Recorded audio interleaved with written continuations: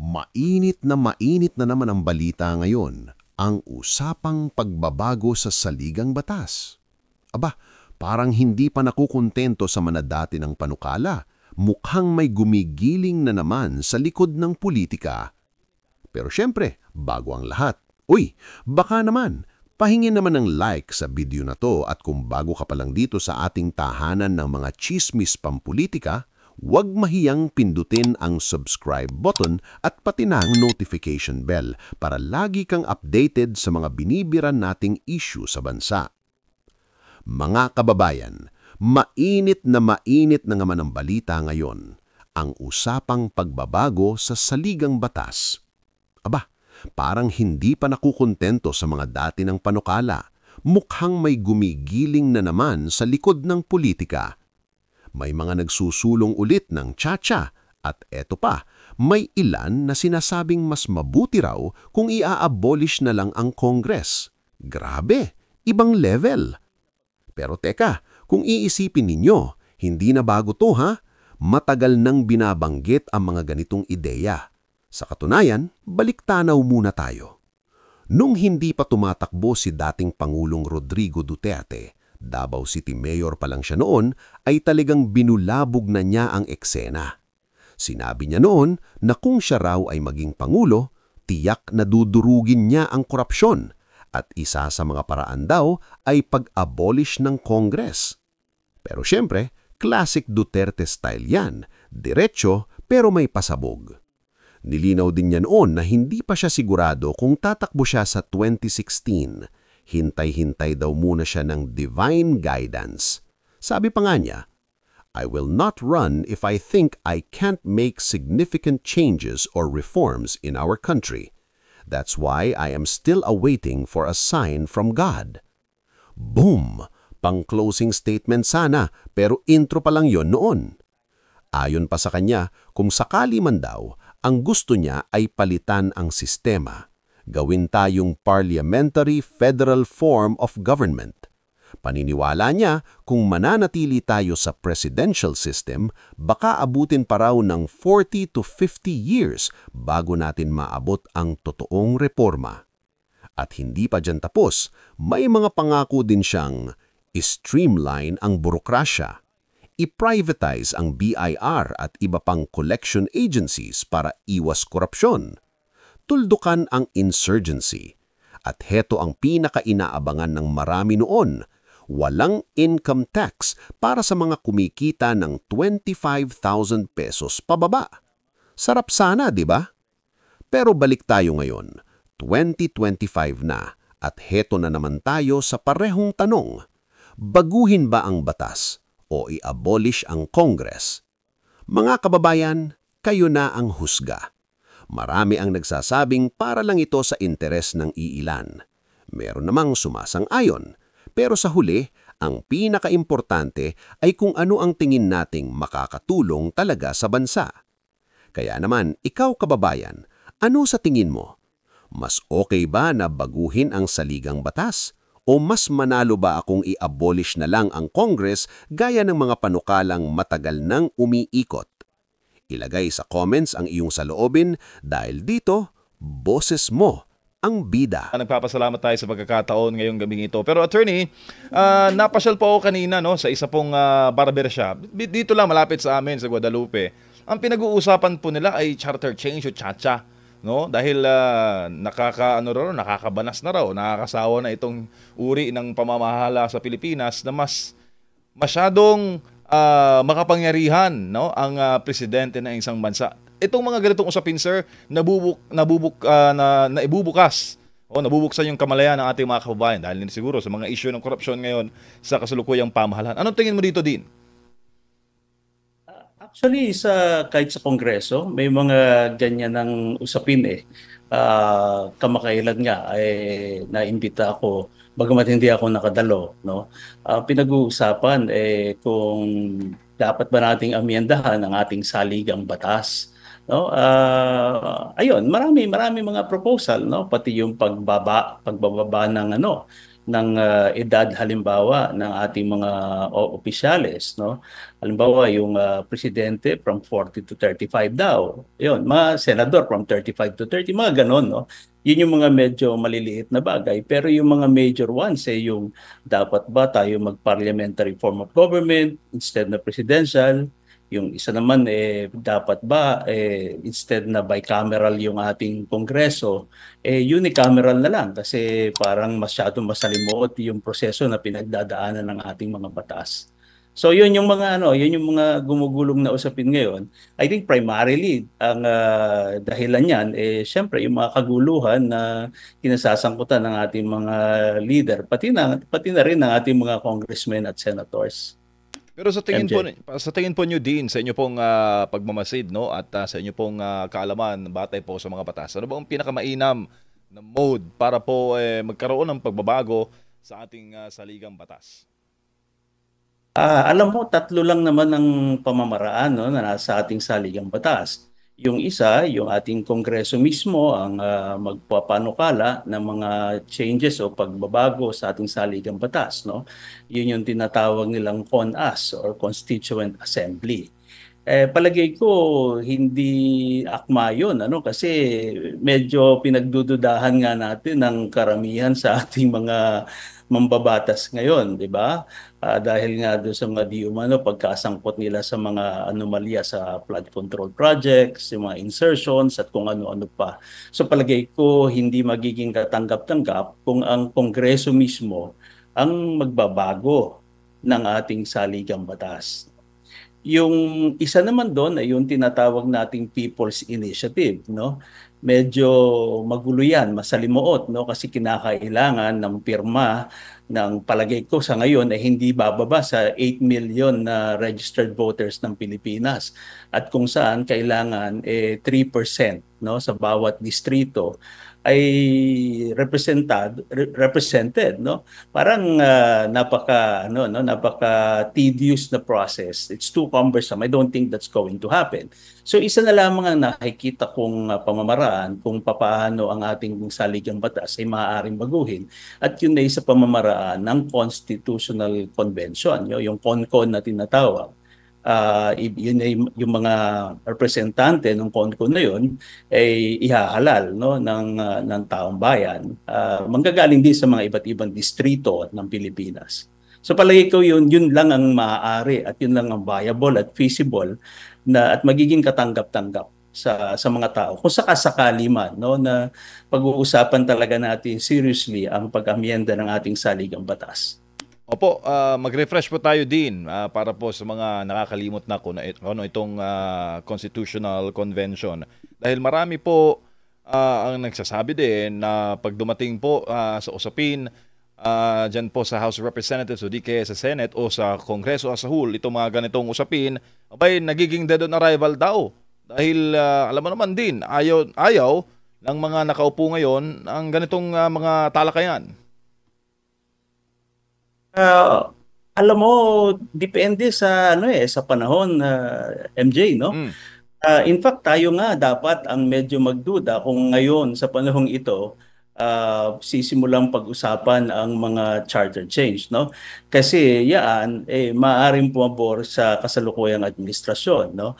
Ang kinakatakot ng nakararami kung sakasakaling pag-uusapan ang charter change ngayon sa ganitong panahon, no, ay baka mauna-unang palitan yung termino ng ating mga nakaupong leader at yun ay palawigin pa, yung term extension ba. So yun ang isa, yun ang major na kinakatakot ng mga tao kung bakit hindi bumebenta itong mga usapin tungkol sa pagbabago ng ating saligang batas. Opo, pero ano naman po ang panig niyo dito din sa sinasabi po ng ating mga kababayan na yung yung balakid sa progress ay Congress?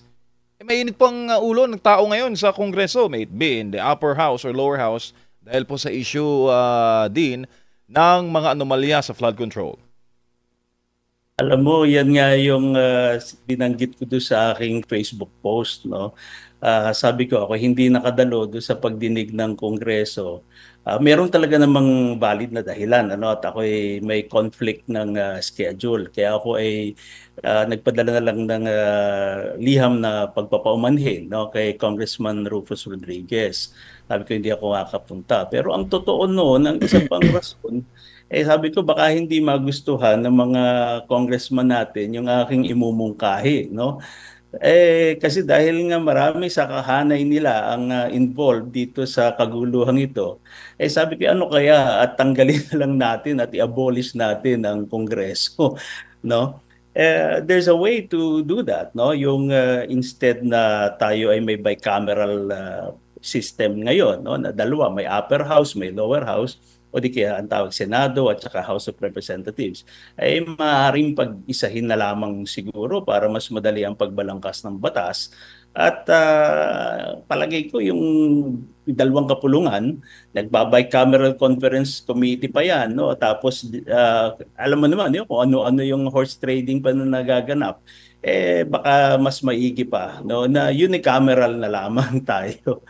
Yun nga lang, palagay ko dapat pulsuhan muna natin yung ating mga kababayan kung gusto ba nilang magbago ng saligang batas sa panahong ito, no, na ito mismong mga leader natin ang nasasangkot sa mga kaguluhan.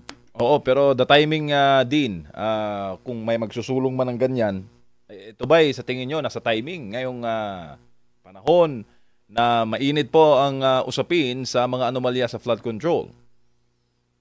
Alam mo, MJ, palagay ko timing, no? Timing in the sense na dapat na nating simulan ang mga pag-uusap, no? On a national scale para lahat tayo ay involved, lahat tayo ay maririnig kung ano ang ating mga opinion tungkol dito. Yun lang, timing na pag-usapan, no? Pero hindi timing na ipatupad sa ngayong panahong ito, no? Kasi palagay ko dapat ito ay kung sakasakali no, may mapapag-usapan at mapapagkasunduan kung anong pagbabago ang gagawin sa ating saligang batas. Kung ito man na i-implement ay dapat ay sa susunod na administrasyon na, no? Para yun yung term extension ay hindi mababalangkas. Alam mo yon? Kasi talagang meron tayo ng issue ng kumpiyansa eh. Yun ang problema. Pero kung ang tanong dapat ba nating baguhin na yung at least mga ibang provision ng ating saligang batas? Palagay ko talagang napapanahon. Yung ating namang konstitusyon hindi na bata, no? 1987 yan. Di ba parang 38 years na. At wala man lamang tayong nabago ni isang provision. So marami diyan hindi na naaayon sa kasalukuyang panahon. Kaya timely ba? Yes, timely. Dapat bang itong administrasyon na ito? Palagay ko hindi. Opo, lalo pa na alam mo din masyadong sensitive ang taong bayan ngayon. Lalo pa pag napapansin nilang nalilihis yung issue no sa flood control. Ngayon lang may mga lumalabas na balita na bukas sasampahan raw ng kaso si Vice President Sara Duterte na lalayo doon sa pagsingil talaga sa totoong issue sa flood control. Yung mga lumustay sa bilyong-bilyong pisong pondo ng bayan ang dapat mapanagot. Attorney, sir. Well, ako naman isang ordinaryong citizen din ano at kapareho ng mga iniisip ng nakararami.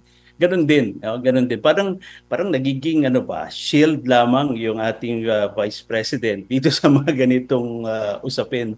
Hindi naman yata tama, no. Maraming ang mga usapin ngayon, may mga whistleblower na naman daw na lumalabas, may affidavit na naman akong nakikita na umiikot sa social media, no, na kung ano-anong sinasabi.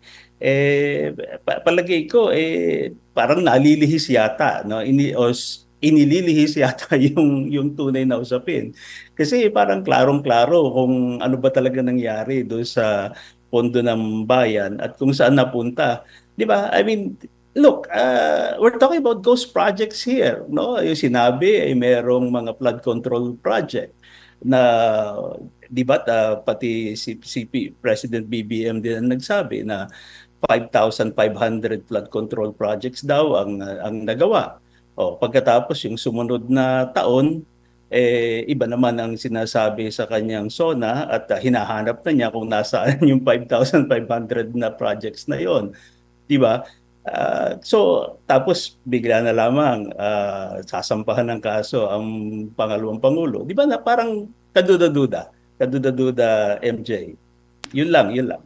Opo, tsaka pag-usapan, yaman at pag-uusapan natin si VP Sara. Meron kasi sir lumabas na sinumpa ang salaysay itong nagngangalang Ramil Lagunoy Madriaga na sinasabi raw bagman ni VP Sara at nabanggit po niya din na siya raw po ay kumuha ng abugasya from 1991 to 1995 sa San Sebastian College, Manila. Aba, napapangalanan yata, nadadama yata sir ang inyo pong College of Law. Ano pong statement nyo dito sir? Alam mo, ako'y nalulungkot din dito sa mga ganito, no? Kasi nakita ko yung nakita ko yung statement na 'yan. Ang kauna-unahang paragraph, no, siya daw nga ay kumuha ng abugasya sa San Sebastian College of Law. Parang ano kaya ang relevance naman, no, at kailangan banggitin ang San Sebastian College of Law? Palagay ko ay ang rason lamang doon ay dahil ang Vice Presidente ay isang alumna rin ng San Sebastian College of Law, no? Di po ba parang sa dinami-dami ng mga taong nasasangkot sa mga maanumalyang proyekto na ito, hindi naman dinadawit yung kanilang eskwelahan, di ba? Alam ba natin kung saan graduate ang mga diskaya o yung mga DPWH engineers? Alam ba natin kung saan nag-aral ng engineering yung mga yan? Binanggit na ba kung saan galing ang mga DPWH officials, 'di ba? And yet si Madriaga, abay first paragraph pa lamang ay San Sebastian College of Law na. Okay, ang masasabi ko lamang ay bilang dekano ng San Sebastian College of Law, maayos ang aming pagtuturo ng batas. Hinahanda namin ang mga estudyante namin na maging matitinong abogado pagdating ng panahon, no? Napakataas ng pamantayan na hinihingi namin sa aming mga estudyante. At kaya ako'y nalulungkot, no? Pag binasa mo ang affidavit na yan, abay, hindi lamang ilang paragraph na nabanggit yung San Sebastian College of Law. Parang mali po. Ako ho ay nalulungkot at kung bakit nakakaladkad ang buong eskwelahan dito sa affidavit na yan. Meron po ba kayong pagdududa, Dean? Bakit na nakakaladkad o kinaladkad ang pangalan po na yung prestiyosyong institusyon sa issue na ito laban kay Vice President Sara Duterte? Ang tingin ko lang kasi, MJ, dahil talaga ang Vice Presidente, no, ay galing sa San Sebastian College of Law at dun nga graduate. Pero hindi lamang naman si VP Sara ang aming mga alumni, no, na pinagmamalaki. Si Congressman Joel Chua na nasa kabilang panig ay alumnus din ng San Sebastian College of Law. Of course, si Senator Marcoleta na ay isa ding alumnus ng San Sebastian College of Law. At marami naman kaming mga alumni na kapitapitagan, no? Kaya ako'y nalulungkot, no, na ganyan ang wala akong ibang maisip na dahilan kung bakit parang napakahalagang kalad ka rin yung pangalan ng institusyon dito sa usaping ito. Tsaka pwede namang hindi banggitin, Dean, di ba? Kung, syempre, tataka ka di ba? Pwede mo namang hindi banggitin, diretso ka na sa statement mo. Binanggit mo pa yung, dinamay mo pa yung pangalan ng institusyon. Kaya nga MJ ako medyo I find it really objectionable, no?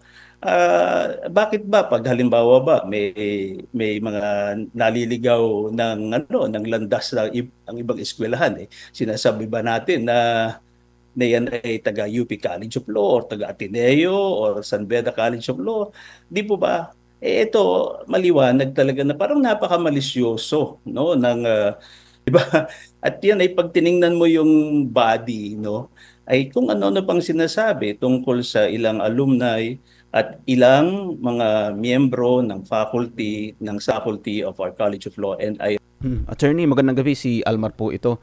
Doon po sa Hello. isinusulong ng Kongreso na anti-dynasty, kasi hati yung ating mga kababayan dito, merong gusto, meron ding ayaw. Yung mga nagsasabi na, may mga nagsasabi din kasi na okay lang naman yung political dynasty kung maganda naman ang pamamalakad, bakit naman daw, kumbaga, papalitan. Ano pong masasabi po ninyo dito, Attorney? Alam mo, ta- tama rin yung ano, no? Kahit ako ay wala akong definitive na stand dito sa anti-political dynasty ano natin. Kasi ini-elect naman sila ng mga tao, di ba? Naalala ko nga noon si Erap si dating presidente Joseph Estrada, may isang debate, no? May isang debate sa ano sa University of Santo Tomas yata 'yon, no? Ang punto niya, bakit natin pagbabawalan ang mga, let's say, politiko na yung anak ay gusto rin maging politiko. Kasi kung yun daw mga, halimbawa, abogado, yung anak ay gusto maging abogado. Yung doktor, yung anak ay gusto maging doktor din. Natural din, syempre, no? Kasi they look up to their parents, no? And maybe their closest relatives, no? And see their accomplishments, no, in public service.